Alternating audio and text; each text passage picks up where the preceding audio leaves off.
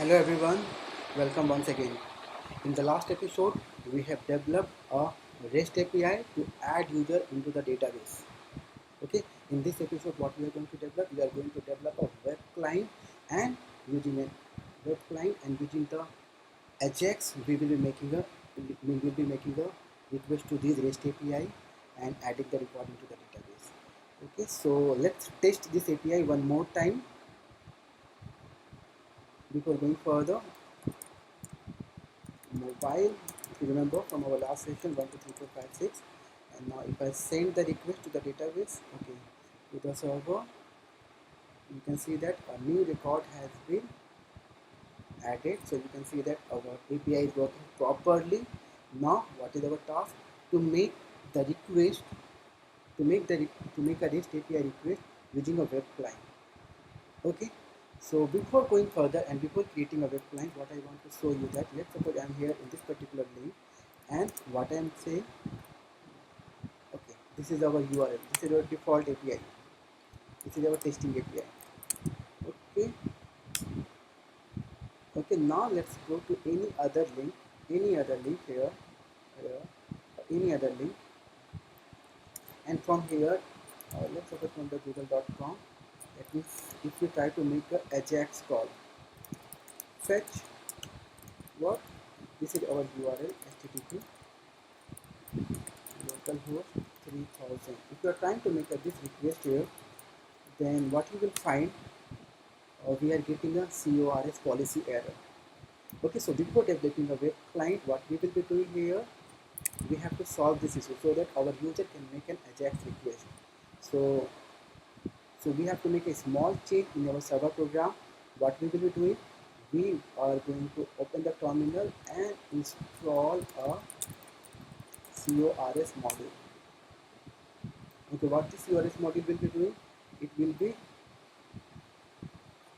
allow us to make a, here we have to install CORS require CORS module, and what we are doing, so what it will do, it will, okay, it will help to make Ajax request from the client. So since we have made changes, so 2 lines we have added here. Okay, okay, and if you come here now, and now if we are making the same request, now you will see that there is no such kind of error. So now we are good to go, and we are good to go to create a web client.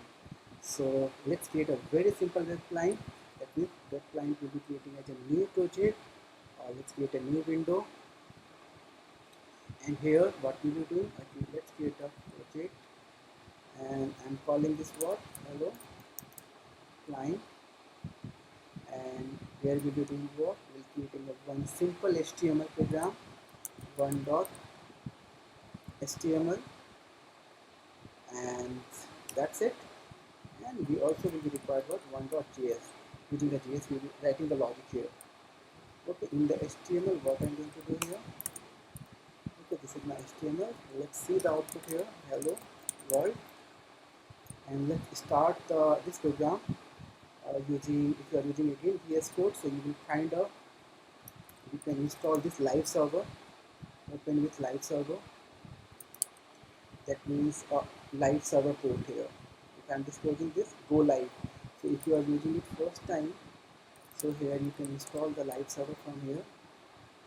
Okay, this module you need to install as an extension.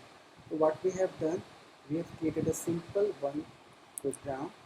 Now you can see what is the output here. Now let's create a simple form div, and I'm calling this one h1 registration form, and you can see the output. Okay, sorry, I have disclosed the API. Let's run the program one more time. Okay, this is the registration form. What are the things we want? I want to create a username, capture username. So how to capture user? Input type is equal to text, and ID, I am keeping ID is equal to what? Username. Now let's see the username. In the same way, what we can do, username and password, and input type is equal to what? password. Let's give password as well. Password. Let's see the output like this. And in the same way, what we can also do that, create an email and mobile. Email, mobile. So four things, the four input parameters which we created, which will be required to save into the database. And now also here I'm also creating the two buttons. One button is used for what purpose? Button. Okay. Get request. So using the one button I am making a get request, and using the another button I will be making a post request. So two buttons have been created. And on click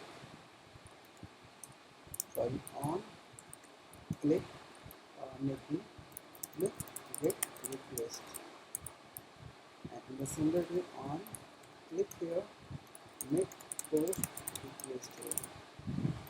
Okay, now let's open our developer tool, and if I click here get request and post request, there is no such method available. So let's go to the one.js, and before going the JavaScript programming, what we have to do, we have to link this one.js, and here we will be creating a two method, make get request and make post request.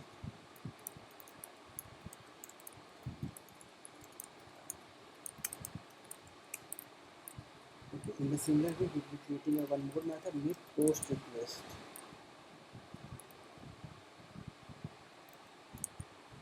Okay, so let's start here. Console.log here. About to make get request. Now let's test this. Okay, so what we have to do now, we have to make a get call. So how we are making an Ajax call? We are going to use fetch.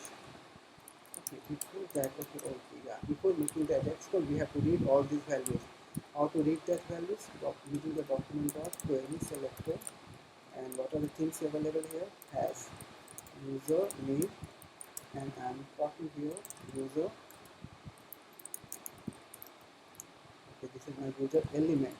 Okay, and this is my user element, and or what I can say, simply user name, and here I can say what dot value. This is my password dot value email, and this is what mobile. So what we have done, we have read all the information from where, from this field, username, password, email, and mobile. Now to make a get request, if you want to make a get request, so how does our get request will look? Our get request will look like this. So this is our get request. Now let's come here to the one.js. This is our sample URL. Const URL is this. So we have to make this request, add user, and that is we are making a call to the 3000 port, add user and username. We cannot pass here the hard-coded value.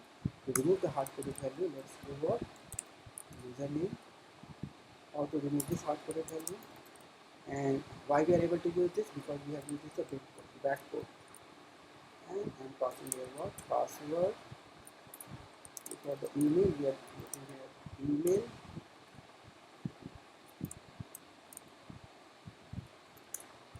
And for the mobile, what we have to write here? Mobile. So we have made this URL dynamic. Let's print this value. So using the get, how we are passing the data? We are passing the data in URL. Now let's print this value. Let's see whether we are able to see this data. And let's suppose we are passing some value here. Now you can see that we have generated a URL. So now what we are doing, we are good to go. That is, we are good to make a call, make a Ajax call here. Okay, and how we are making an Ajax call? Using fetch API. And what does this return? This method returns promise. So what we can write here? Await. That is the fundamental of the JavaScript. And to use the keyword here, await, what we have to do? We have to make this method a send. So this returns in return what? Response. And to to read the actual response, what we have to do, response.json. Actually, we can avoid that for the time being. By doing this, what we are doing, we are making an Ajax call. Now, if the things are proper, we will be able to save the record into the database. How? Let me take the postman from here. Let's come to the here. This is my URL. Okay, refresh the page and suppose I am typing A. My password is also a@gmail.com. Mobile number is something.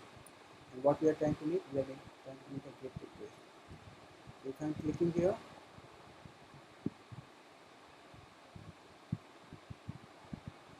okay, before that I think we have to refresh my page, refresh the page, and I see the program has been loaded. It has not been loaded. Okay, now it has been loaded. Run, run, run. There is gmail.com.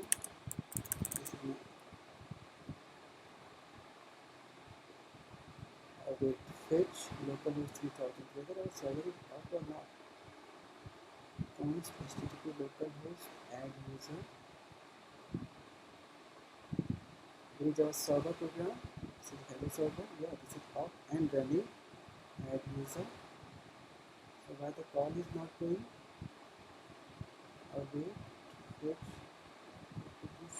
fetch your init get request. On click init get request.